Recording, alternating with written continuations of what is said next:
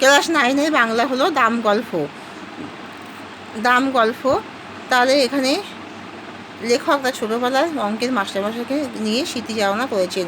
অঙ্কের মাস্টারমশাই ছাত্রদেরকে অঙ্ক বোঝাতেন এবং তিনি ছবির মতো করে অঙ্ক সাজিয়ে বেলাক বোঝা ছাত্রদেরকে বোঝাতেন। ছাত্র যদি অঙ্ক না পারত মাস্টারমশাই খুবই রেগে যেতেন এবং মাস্টারমশাই চরকে যারা কাঁদতো তাদের কাঁদারও যেন জোর ছিল না, মাস্টারমশাই বলতেন তাদের পুকুরে ফেলে দেবে পা ধরে।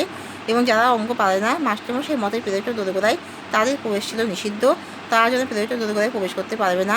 এবং তারপরে যখন এমএ পড়ে তখন লেখক এই ভয়াবহ অঙ্কের বিভীষিকাময় হাত এবং বিভীষিকাময় অঙ্ক এবং মানে লেখকের কাছে অঙ্ক ছিল বিভীষিকাময় এবং বিভীষিকাময় মাস্টারমশাই থেকে রক্ষা পেলেন এবং তিনি বাংলা পড়াতে শুরু করলেন এবং বাংলা পড়েন। এমএতে তিনি বাংলা পড়েন এবং এমএতে তিনি বাংলা পড়েন এবং তিনি যেন স্বপ্ন দেখেন যে এই অঙ্কের মাস্টারমশাই যেন অঙ্ক তার সামনে দাঁড়িয়ে আছে, সে পরীক্ষা দিচ্ছে এবং সেখানে বেল আসন্ন কিন্তু তার অঙ্ক মিলছে না, মাস্টারমশাই আগুন ফেলা চোখে তার দিকে তাকিয়ে আছে।